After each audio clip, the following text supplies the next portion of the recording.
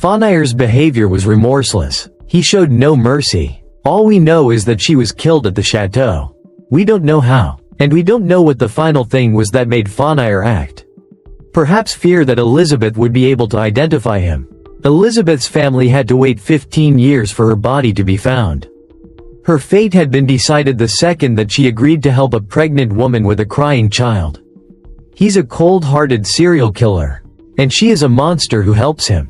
Throughout this period, they used the grounds of the chateau as a burial ground.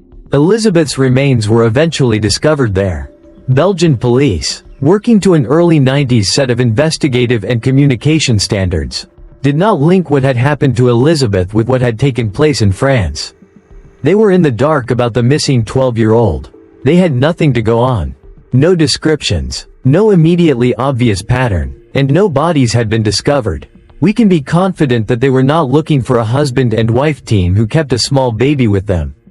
Elizabeth had been snatched just before Christmas. It would be another 11 months before Fonaier and Olivier would strike again. They see a girl, Natasha, shopping with her mother. She separates for just a few moments, and Monique slows down in her van to ask for directions. Feigns illness. She asks for this girl's help. She says, "I'm not feeling well. Can you help me? Can you come with me?" As Natasha shows concern, Fonaier snatches her and throws her in the back of the van. She is raped, strangled, and her body abandoned on a beach near Nantes. It is found 3 days later. This time, police believe they have their man, but they're wrong. This case was complicated by the mistaken arrest of a neighbor, a man who was completely innocent of this crime, but who had linked up with a terrorist group. He is innocent, but does his next action inadvertently cost the lives of more teenage girls? He ended up killing himself in prison, so perhaps police thought he was the man. If that was the view, it would explain why no wide-scale campaign was in action warning women of a serial killer on the loose. It is 1990, and the couple seem to have finished the series of murders. No other disappearances are reported in the Ardennes region until the year 2000. Out of the blue, Fonaier says he wants to go hunting for a virgin. Céline Cézanne, 18 and going home from school, is asked for help by Fonaier. He says he's lost, asks the girl to accompany him. Trusting him, she climbs into the vehicle. Fonaier immediately locks the doors, tells her that she should now allow him to have sex with him, or he'll throw acid in her face. She has no choice but to submit. Of course, this child, like so many before her, is bound and raped and killed. He pushes her to the floor of the van and strangles her using a rope. Later, he will return to the home that the couple are renting in Belgium. Again, he crosses the border with Monique, disorienting police and aided by how easy it is to travel between the two countries. When he gets back, he empties the contents of Céline's school bag on the family kitchen table, telling Monique, "I went hunting, I got satisfaction." As their son sleeps, the couple pick through Céline's holiday snaps from America. It was a trophy being paraded for his wife. A prosecuting lawyer would say in court, Michel Fonaier is a man that has very little empathy, very little remorse. He lives his life the way he wants to live his life. And that's quite evident in the way he committed his offenses. The fact that he took very little care in disposing of the bodies and left the bodies on property belonging to himself. That tells you an awful lot about his mindset. He was a man that was completely driven by his own needs and doing whatever he felt he could and wanted to do. Fonaier's final victim would be a 13-year-old Asian French girl called Menanya Thampong that he had stalked in his old hometown of Sedaine. He persuades her to come with him in his vehicle and drives deep into the forest, where he rapes and kills her, burying her body nearby. Again, he returns home to Monique, trumpeting his satisfaction at finding another virgin. In 2003, the couple make the mistake which would finally bring an end to the series of murders. In a town called Seney on the Franco-Belgian border, Fonaier, rather than Monique, approaches a 13-year-old girl called Marie. He personally approaches her, and now this is unusual. He asks her for directions, and then he actually offers her a lift. When she says no, he tells her off for not being trusting enough. Marie tries to run, but he grabs her and throws her in the back of the van. They grab this little girl. As they usually do, they bind her like they've always done. put her in the back of a van and start driving off. This little girl pounds her feet against the back door until it releases and opens. And eventually, it breaks open. She falls out of the van onto a road. Thank goodness another motorist sees her. Fonire and his wife double back, presumably to try and pick her up again.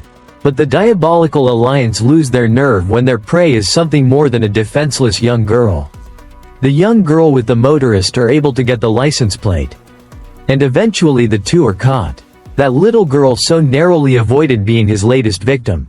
She also kick-started the chain of events which lead to the arrest of the Diabolical Alliance. The escape of his latest victim marked the beginning of the end.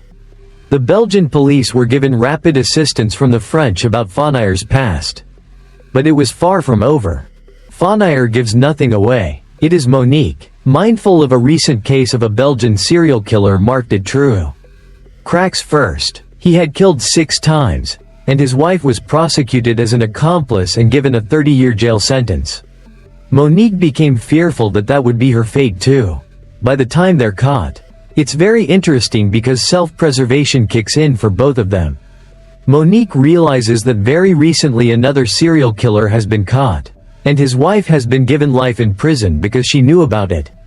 So she thinks, this is going to be the case with me. So I need to tell them. Do you know what? It wasn't just this one case of abduction. There's been a bunch more. So she gives him up right from the start. As soon as he's locked up, as soon as he's arrested and charged, she feels that she's in a position to then speak. And I think, in all honesty, she realized that the game was up. Eventually, Fonire confesses to the murder of 8 girls and young women. The evidence was undoubtedly there to suggest he was their killer. But there are probably more victims to his name. What of Monique? What does she claim? That she was a victim too. She'd only been following his orders. I think it's very easy to suggest that Monique Olivier was acting under duress. But I think the facts suggest otherwise. And I think it's quite clear that she played an active part in the abductions and the subsequent murders of the victims. And that she has a deviant sexual interest in children in her own right. She had so many chances to come clean with what happened. And she was such an integral part to what he was doing that I sincerely doubt that the disparity of power was to the extent that she's saying. The court did not believe her claims. Meanwhile, Fonire tried all in his power to remain in control. His behavior in court was telling. He refuses to go at first.